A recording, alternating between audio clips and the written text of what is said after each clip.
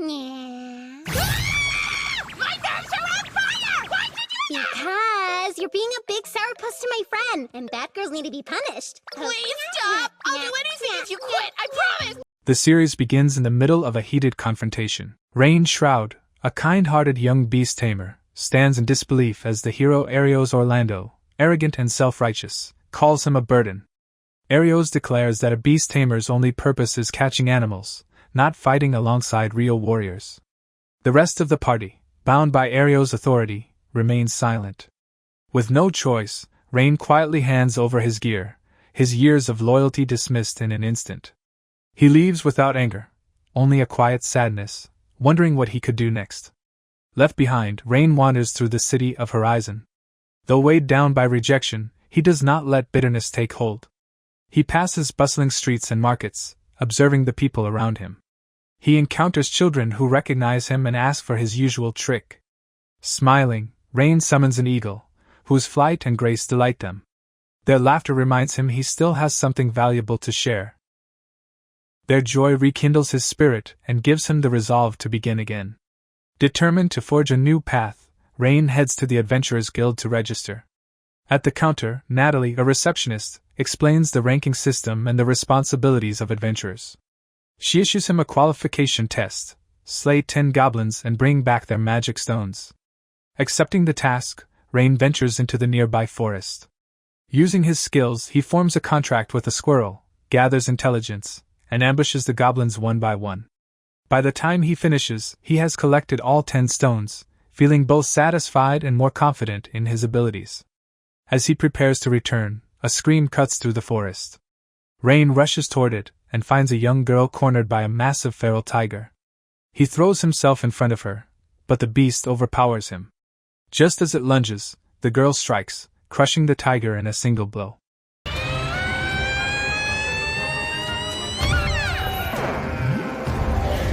She introduces herself as Kanade, a member of the legendary cat tribe and one of the ultimate species. Rain is stunned, realizing he has encountered someone far beyond even the hero who cast him out. When Rain explains he was fired for being called useless, Kanade listens sympathetically. Moved, she tells him he is the strongest human she has ever met, and insists he is the only one worthy of taming her.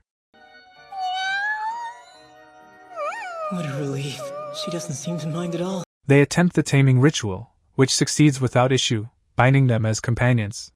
Their bond immediately strengthens both, with Kanade feeling empowered and Rain's abilities magnified. Afterward, Rain continues his original quest of collecting herbs for the guild.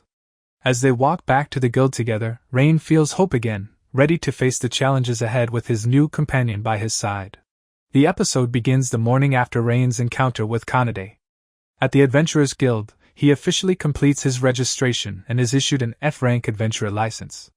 Though it is the lowest rank, Rain accepts it with humility, seeing it as a fresh beginning. Natalie, the guild receptionist, congratulates him but reminds him that F-rank adventurers are limited to simple tasks like herb gathering or defeating weak monsters. Rain glances at the quest board, feeling both nervous and excited about his new start, and wonders how quickly he can grow stronger. While looking at quests, a loud adventurer notices Kanade and tries to flirt with her. Kanade bluntly rejects him, saying she belongs to Rain. Shut up! You can't say such clawful things about my master! Rain's the one who tamed me, not you, okay? Angered, the man challenges Rain to an arm wrestling contest. Reluctantly, Rain accepts after Kanade urges him on.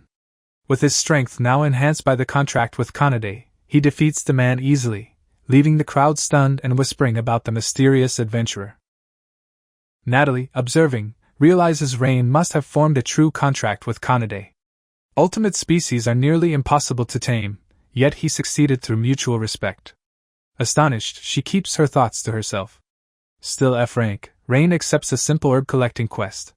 He and Kanade travel into the forest, where Kanade complains about the dull task. Rain reminds her that even small jobs are important for building reputation and rank.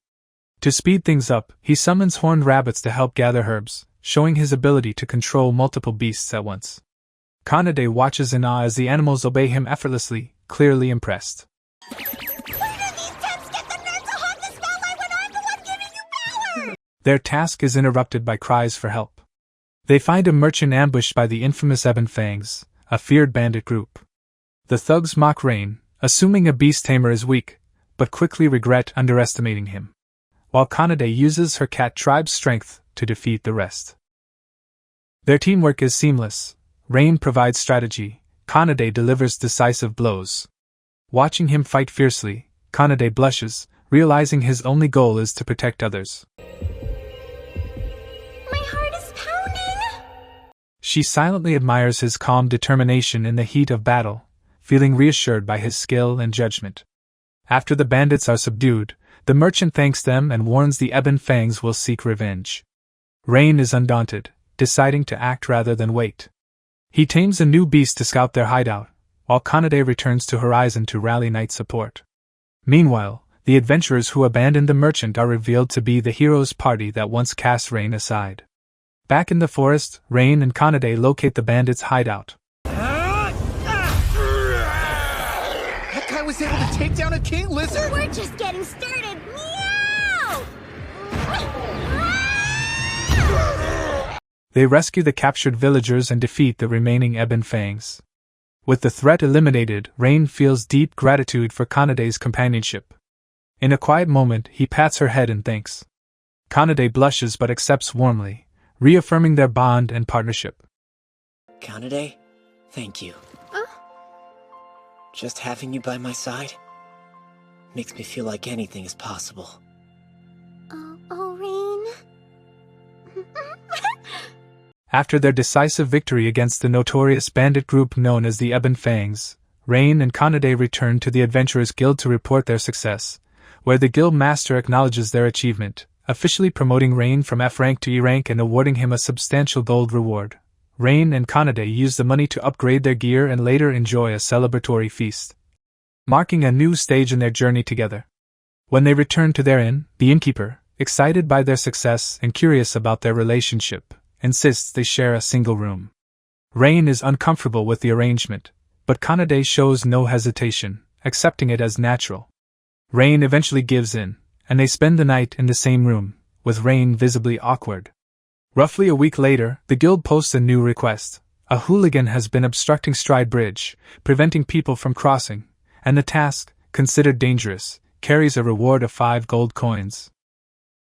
Rain and Kanade accept the mission and make their way to the bridge.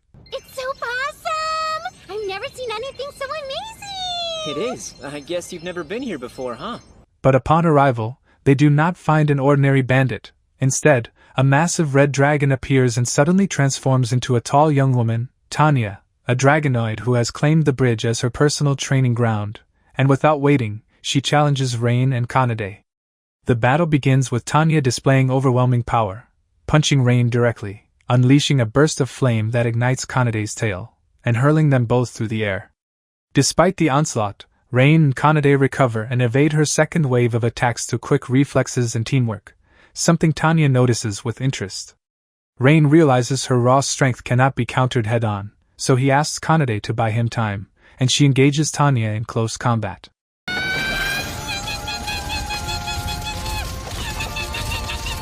How cute! Using the opening, Rain summons a flock of poisonous birds called Pito through a temporary contract. The birds swarm Tanya, injecting her with poison and paralyzing her movements, effectively neutralizing her in the fight. Tanya, however, is not angered by the outcome. She is impressed by Rain's tactics and the coordination between him and Kanade, acknowledging that while she was not defeated by raw power, she was outmaneuvered. My dogs are on fire! Why did you... Because you're being a big sourpuss to my friend, and bad girls need to be punished. Please stop! I'll do anything if you quit, I promise! Rather than continuing to block the bridge, Tanya decides she wants to accompany Rain to continue her training, and without hesitation, she asks Rain to tame her, which he accepts, making Tanya the second ultimate species under his contract. Back at the guild, Arios and his hero party reflect bitterly on their failures, and frustrated, Arios declares he might recruit Rain again for a future quest, but his intent is only to exploit him temporarily before discarding him again, showing he has not changed his attitude. That night, Rain prepares to sleep on the floor, leaving the bed to Kanade and Tanya, who quickly begin arguing over the better side of the bed. Care! I want to sleep in the bed! So leaving Rain stuck between them and able to do little but endure. Rain, Kanade, and Tanya embarking on a slime subjugation quest.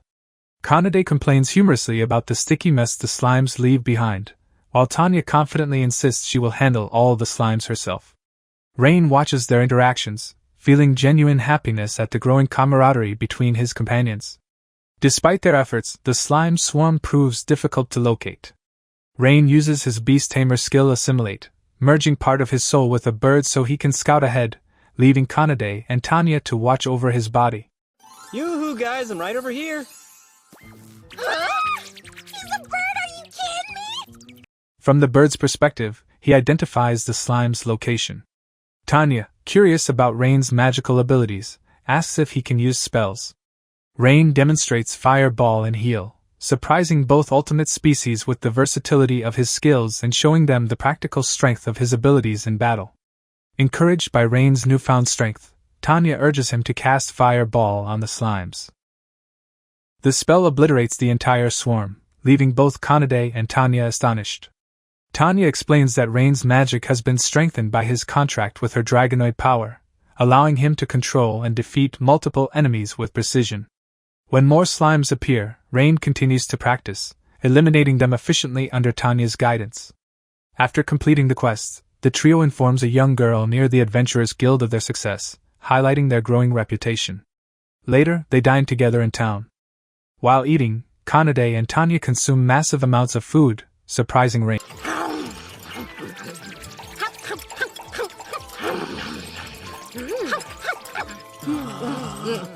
He is astonished, realizing the enormous energy and strength of the ultimate species traveling with him. During the meal, Rain shares a heartbreaking tale. His home village was destroyed in a monster attack. By the time I arrived, it was already too late. He was taken in by adventurers, and ultimately discarded by them. The following day, the group encounters E-rank orc monsters. During battle, Rain is stabbed in the arm while protecting Tanya, but he quickly heals himself using Heal, demonstrating the practical power of his abilities. After defeating the orcs, they collect the magical ores dropped, intending to sell them at the guild.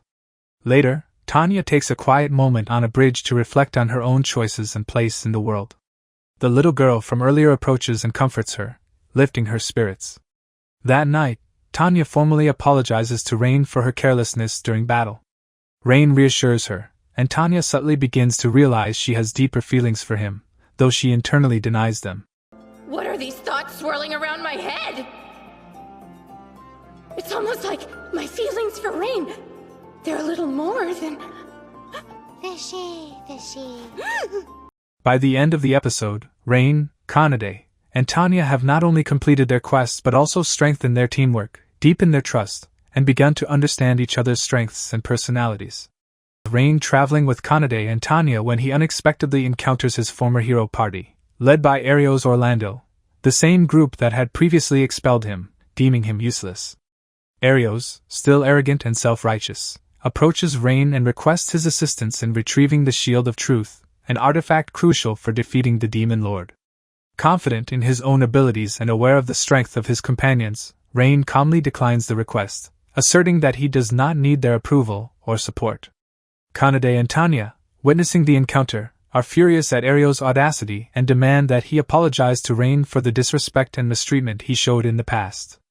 Arios flatly refuses, his pride and ego preventing him from acknowledging his previous mistakes.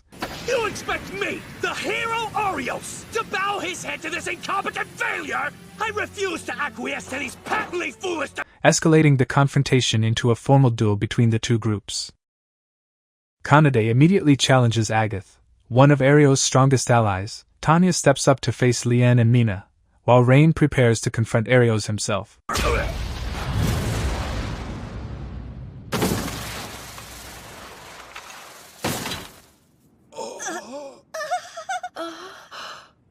The battles quickly intensify.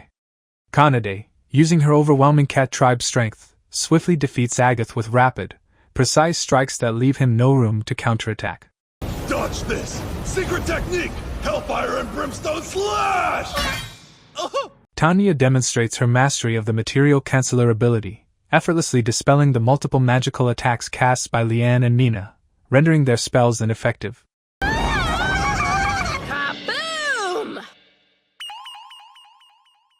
I was just messing with ya.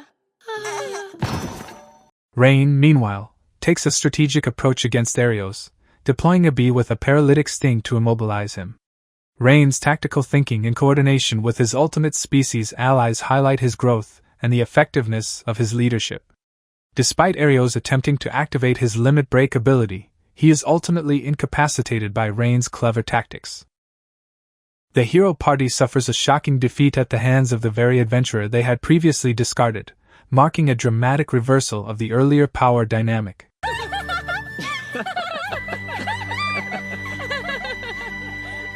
Humbled and embarrassed, the members of the hero party reluctantly acknowledge their mistake and apologize to Rain for their past mistreatment. They admit that they had severely underestimated him and the capabilities of his team. Rain accepts their apology calmly, demonstrating the maturity and confidence he has gained since being cast aside. Rain, Kanade, and Tanya embark on a journey to retrieve the Shield of Truth, a crucial artifact needed to defeat the Demon Lord. Along the way, the former hero party appears, attempting to brag about their mighty power and assert authority over Rain and his companions. Kanade and Tanya sharply cut them down, questioning if they are really trying to order them around. Humiliated and intimidated, the hero party backs off and flees, leaving Rain and his team unchallenged. The trio then enters the enigmatic Lost Woods, a labyrinthine forest known for its disorienting illusions. Despite their efforts, including Rain using his assimilate skill to merge with a bird for a bird's-eye view, they struggle to find the correct path. Tanya detects the presence of illusion magic. Huzzah! What are we waiting for? Let's go! Hold on, you can't lead! Yeah, you don't even know the way. Indicating that the forest is enchanted to mislead travelers. She attempts to dispel the magic, but the forest's enchantments prove resilient. Kanade suggests destroying the source of the barrier, but before she can act, they are confronted by Sora, a fairy and one of the ultimate species, who guards the forest. Leave this place now. Hey, did you hear that voice? Leave this place now. Leave this place now. Leave this place. Sora initially warns them to leave, perceiving them as threats to her domain. Rain, however, approaches her calmly, expressing a desire to talk rather than fight. Despite her aggressive stance, he remains composed, hoping to gain her trust. Sora tests Rain by unleashing a barrage of attacks. Tanya and Kanade intervene, shielding him from harm, demonstrating their unwavering support. The three explain to Sora that Rain is not a bad person and that they only wish to converse with her. That's not fair! You're the one who told me to do it in the first place! Correct me if I'm wrong, but you still wanted to do it. Moved by their sincerity, Sora halts her attacks and listens to what Rain has to say. Rain and his companions explain their mission and intentions to Sora. They assure her that they mean no harm and seek only to retrieve the Shield of Truth. She also explains that the barrier surrounding the forest exists to protect her village from external threats, and that she cannot remove it without endangering her people. The group prepares to leave, having secured the information they need. However, Rain senses that Sora is troubled and decides to return to her. He discovers that Sora's twin sister, Luna, was kidnapped by a Shadow Knight while they were outside the barrier. Sora is desperate to rescue her but cannot do so alone. Rain, Kanade, and Tanya offer to assist Sora in rescuing Luna. They assure her that they will face any danger together. Sora is initially hesitant, fearing for their safety, but Rain's unwavering determination and the support of his companions convince her to accept their help. Work together.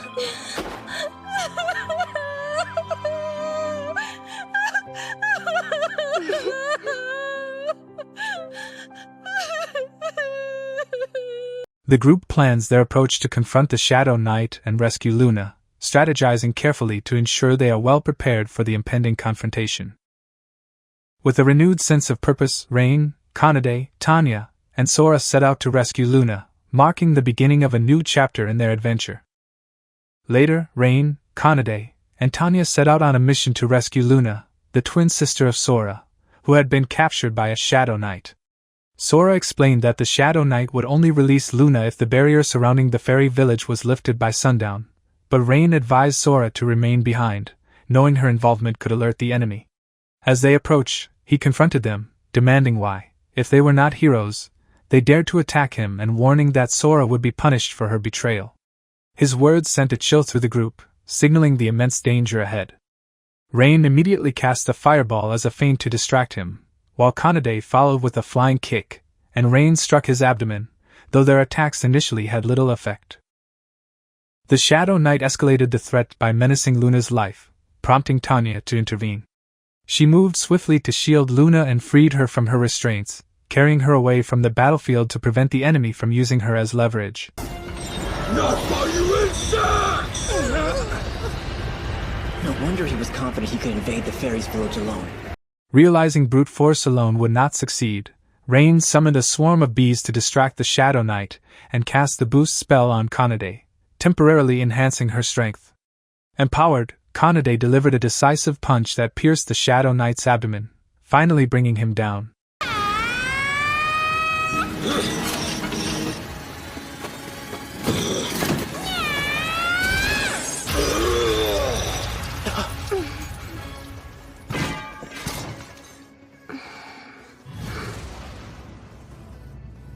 Kanade and Tanya were astonished by the surge of power, impressed by the magic, with Rain explaining that he had learned the spell in his village but had previously lacked the strength to use it effectively.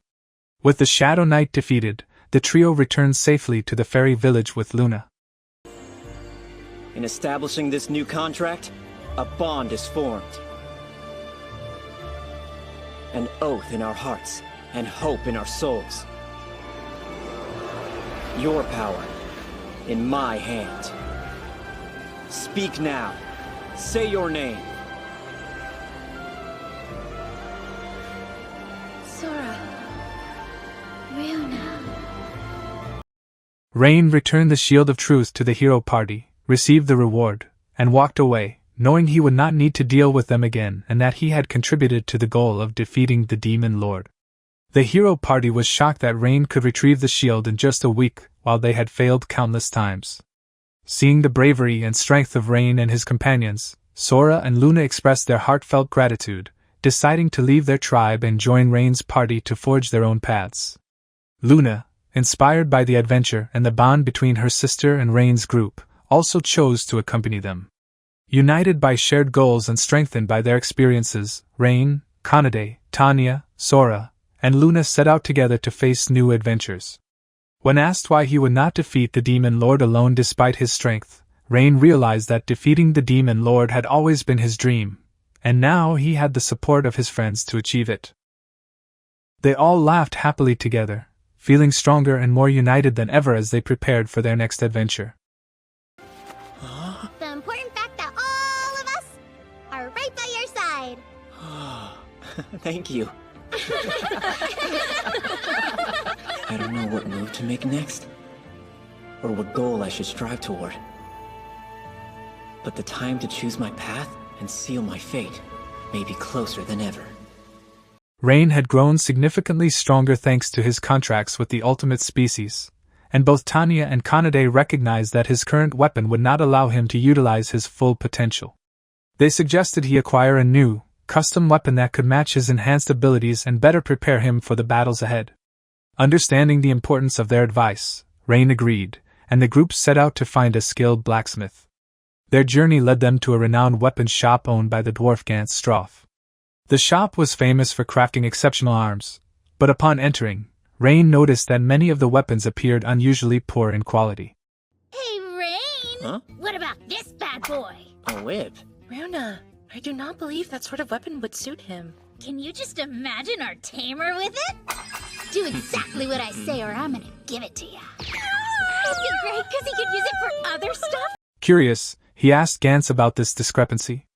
The blacksmith explained that he intentionally hid his finest weapons as a test for customers and expressed his frustration with people who frequently discarded expertly crafted arms in favor of newer models, showing a mixture of disillusionment and pride in his craft.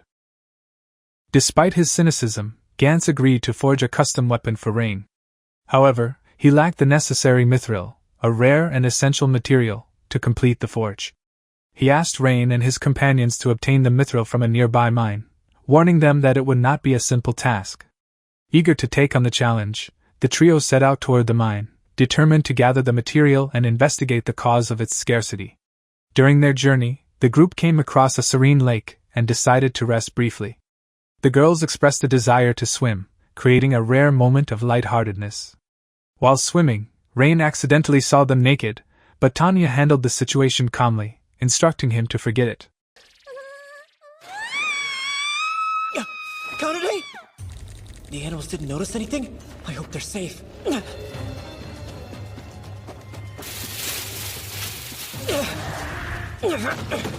Kanade! What's wrong?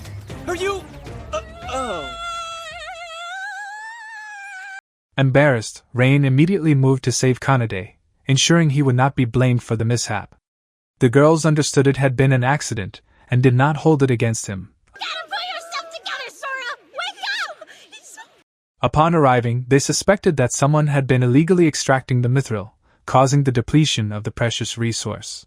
Their caution heightened as they approached the mine's entrance, where they were confronted by 2 guards. Kanade and Tanya swiftly neutralized them without causing harm, and using their magic, extracted information confirming that someone was indeed stealing the mithril and endangering the supply. Rain informed the group that there might be another beast tamer inside the mine, having observed a bird scouting their location, likely serving as a warning system for whoever was responsible.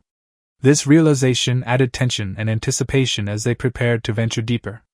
After the brief diversion, they refocused on their mission, determined to secure the mithril and address the theft at the mine. United by teamwork and trust, Rain, Kanade, and Tanya delved deeper into the mine, ready to face whatever dangers awaited them within its depths.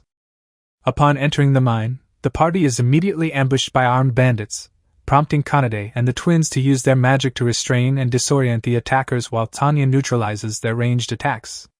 The last remaining thief reveals himself as a rival beast tamer and summons a B-rank behemoth to attack Rain and the party, its immense size and strength shaking the mine tunnels and endangering everyone inside. Despite the danger, Rain demonstrates his signature skill, taming the behemoth by overriding the original tamer's contract, though the rival's provocation agitates the creature, sending it into a destructive rampage that threatens to collapse the mine, forcing Rain to engage it in battle and ultimately defeat it through tactical skill and magic. Following the battle, the thieves reveal they acted out of revenge against Gantz for previously selling substandard weapons. Gantz expresses deep remorse and vows to improve his craftsmanship, while Rain encourages him to continue producing high-quality arms, leading Gantz to craft Rain a new gauntlet and dagger to enhance his combat capabilities. Meanwhile, Arios, the self-proclaimed hero, continues to look down on beast tamers who do not meet his standards, causing tension within his party, and though Mina begins to question Arios' judgment and morality, she chooses to trust him, unaware that he secretly plans to use the demon ring to eliminate Rain. I must use this ring to put an end to Rain. In the bustling town of Horizon, Rain enjoys a good meal with his companions Sora and Luna, wandering through the market and exchanging laughter with the townspeople, a tranquility abruptly shattered by the arrival of Edgar from Ware, the arrogant son of the local lord, who demands that Rain hand over the twin fairies, asserting his authority as the Lord of Horizon and claiming a right to take them. Despite the twins' refusal, Edgar grows increasingly agitated, his face reddening with anger, prompting Rain to step forward and challenge his authority, escalating the tension as Edgar orders his soldiers to surround the group while the townspeople watch in fear, whispering and clutching each other. Refusing to comply, Rain stands firm, and when Edgar commands an attack, Rain swiftly defeats the soldiers with precise, fluid movements, only for Edgar to escalate the situation further by taking several townspeople hostage, threatening harm unless Sora and Luna are surrendered, intensifying the citizens' terror, with screams and cries echoing through the streets. Disgusted by Edgar's cruelty, Rain awakens his fairy magic, casting a multicast fireball spell to incapacitate the soldiers. The fireball? Huh? Multi-shot! Rescuing the hostages and forcing Edgar into a shameful retreat, earning the grateful applause and tears of Horizon's citizens, who now see him as a true protector. Later, at the inn, Sora and Luna recount the events to Kanade and Tanya, speculating that Rain's magical control has dramatically improved through his contract with the twins. In case everybody didn't hear that, Sora and I are officially excellent familiars now, just like Tanya and Kanade. You two always have been. You're right about that. While also revealing Edgar's dark history of kidnapping and abusing women, shielded by his father's influence. And they discuss how the twins' bond with Rain seems to amplify his courage and instincts, their voices filled with awe and concern. How can I be of service to you, mister? You're late! When the bell rings, you're supposed to come here immediately! But sir, I came as fast as I could. Shut your mouth! You should know better than to talk back to me like that, you hear? The next morning, Rain and Kanade file a complaint, only to find the knights complicit with Edgar. But Stella in place, the vice captain, approaches them, apologizes for the earlier chaos, and requests Rain's help in ending the knights' corruption and bringing the Lord and his son to justice, which he agrees to, leading to careful planning, including scouting the knights' movements and preparing traps, while the weight of the town's safety rests heavily on his shoulders. Rain and his party set a trap for the corrupt knights inside a shadowy warehouse, neutralizing all except Jale Strigar, the captain, whom Stella faces in a tense, strategic duel and ultimately defeats. Why don't I show It'll be your funeral! Upon hearing of Jale's downfall, Edgar grows enraged, further abusing Nina, until he is visited by a mysterious figure, Arios, the hero, who harbors a deep grudge against Rain, offering him a magic ring promising to solve his problems and destroy Rain, his dark presence casting an ominous shadow over the town, leaving Edgar with a dangerous new weapon and a renewed sense of ambition. Somebody, please help me. Stella in place, Kanade, and Tanya approach the gates, their expressions steely with determination as they demand an inspection, Stella announcing her name and title loudly and declaring that Jale has already been arrested on corruption charges, which only fuels the guards' anger. The soldiers refuse to comply, and tension quickly escalates into a fierce confrontation, prompting Kanade and Tanya to spring into action with incredible agility and precision, cutting through the guards and breaking the main gate, clearing a path for Rain and the others. I'm awesome at hide and seek. Back me up, Sora. I thought I told you to lower your voice. And everyone says I'm the violent sister.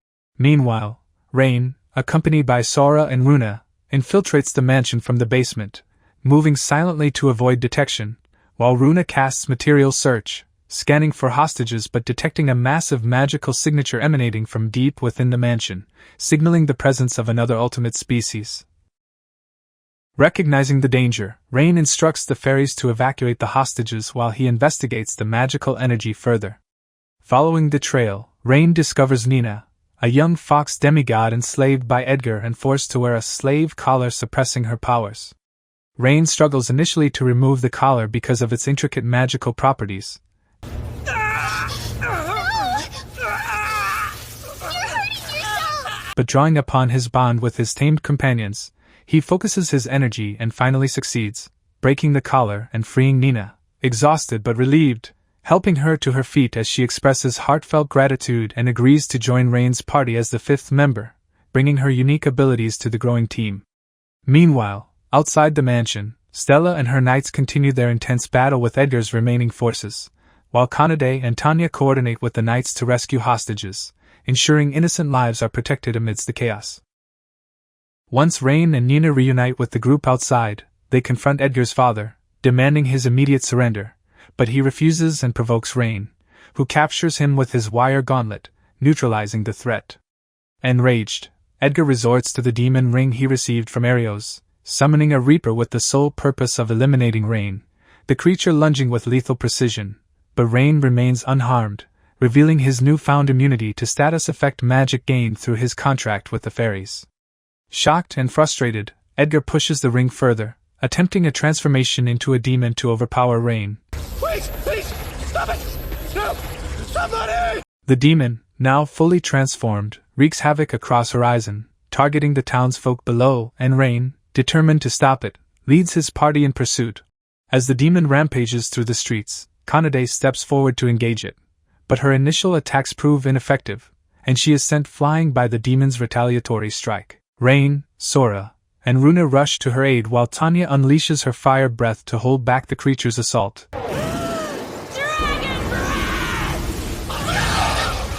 Yet the demon summons countless monsters to overwhelm them, even casting a destructive spell that sets parts of the town ablaze. Using their combined magic, Runa and Sora pin the demon in place, allowing Rain to boost Kanade and Tanya's powers, and the two unleash a barrage of attacks, culminating in a powerful light spell that flings the demon skyward, with Kanade following up with a devastating gut punch. Ah, you're done here! It's over! Though they only manage to sever its left arm. Enraged, the demon summons more monsters and prepares to annihilate Horizon, prompting Runa and Sora to teleport the townsfolk to safety. Meanwhile, Mina reports the rampaging demon to Arios, but he refuses to act, claiming their main priority is the demon lord, with Leanne concurring and dismissing Mina's concerns, unaware that Arios himself caused the demon's appearance to exact revenge on Rain. Back in Horizon, Stella, accompanied by her knights and Nina, defeat the demon's summoned creatures, soon joined by Sora and Runa who request help evacuating the townsfolk. Stella and her knights round up civilians while Nina remains with the fairies, convincing hesitant townsfolk to trust the teleportation magic just as a new wave of monsters arrives. Kanade and Tanya, exhausted from fighting, receive aid from local adventurers, while Runa handles the incoming monsters and Sora continues transporting the remaining townsfolk. Feeling inadequate, Nina joins Rain's group to contribute, and both Kanade and Tanya recognize that her demigod powers could teleport Rain close enough to confront the demon directly. Carrying Nina on his back, Rain uses her teleportation magic to engage the demon, casting boost on himself and magically restraining it. Even as the demon attempts to influence him, he overcomes the corruption and seizes control of the demon's monsters, turning them against their master. Rain! Rain! Rain! Rain!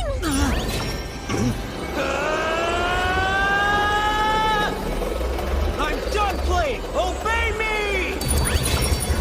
The demon, enraged, breaks free and lunges at Rain but is overwhelmed and defeated by its own forces.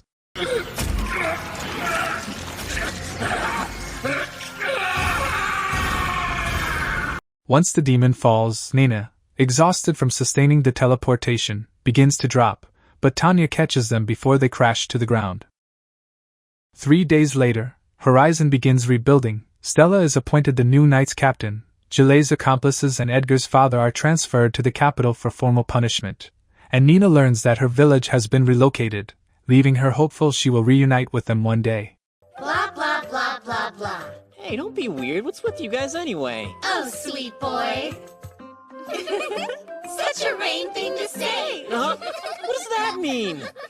Finally, Rain and his companions, Kanade, Tanya, Sora, Runa, and Nina, realize their accommodations are cramped, with supplies and their growing group constantly bumping into each other, prompting jokes alongside serious discussion about needing a more permanent residence. Natalie from the Adventurers Guild arrives to offer assistance, suggesting they purchase a house in Horizon and guiding them through several properties until they discover a large, fully furnished mansion with 10 bedrooms, spacious common areas, and ample room for training, leisure, and supplies. Hold on! If this property is everything we said we wanted, then why didn't you show it first? That is a very good question. Spill the beans, lady! What's wrong with this place?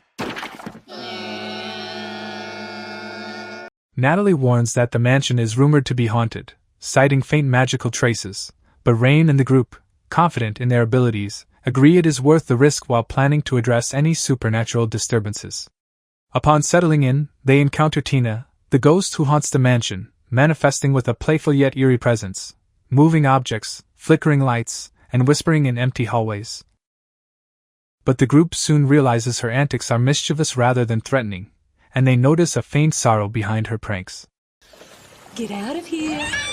Get out. Get out now. Get out, get out, get out. Get out of my house. Tina reveals she had been a maid and could not move on after death due to lingering regrets, prompting Rain, Kanade, Tanya, Sora, Runa, and Nina to respond with empathy and promise to help her find peace. Over several interactions, Tina reconciles with her past, smiling as she releases her attachments and leaves a glowing magical token imbued with protective energy to safeguard the mansion, filling the home with a calm warmth. The bonds between Rain and his companions strengthen, with Nina warmly welcomed and integrated into the team, her demigod abilities proving invaluable, while each member contributes through encouragement, support, and magical insight. Rain finalizes the mansion's purchase with the guild and heads out for groceries. I didn't expect all this. I still can't believe we got this much food for free. While the hero party arrogantly demands townspeople donate a month's rations, provoking anger when they refuse. And Arios curses at Rain after a shop owner remarks that if the heroes were as capable as beast tamers, they would have helped the community. Let's go. But Arios, our provisions... We've wasted too much time with this crap town. I bet you wish you were half as much of a hero as that beast tamer is! In contrast, Rain and Kanade gather groceries for free, returning home to Kanade exclaiming a warm welcome and bringing joy to Rain, who is deeply grateful to finally have a new home.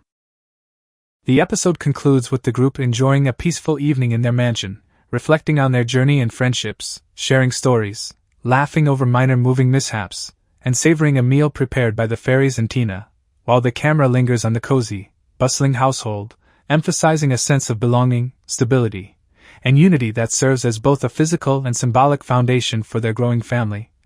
My home, my family, my town. On the day that I lost everything, a large hole opened in my heart. That's true for us too. But just when we were at our lowest, we ran into you. We're in this together. I wish I was as lucky as all of you. What are you talking about? Tina, you're part of the group now too. Leaving the viewer with a warm, heartening impression of friendship, personal growth, and the promise of future adventures, hinting at the challenges and joys that lie ahead for the team, and perhaps even defeating the Demon King. This is the story of a beast tamer driven out of the hero's party, who happened upon an ultimate species cat girl, and forged a set of bonds he never thought possible. Well, it's the prologue at least.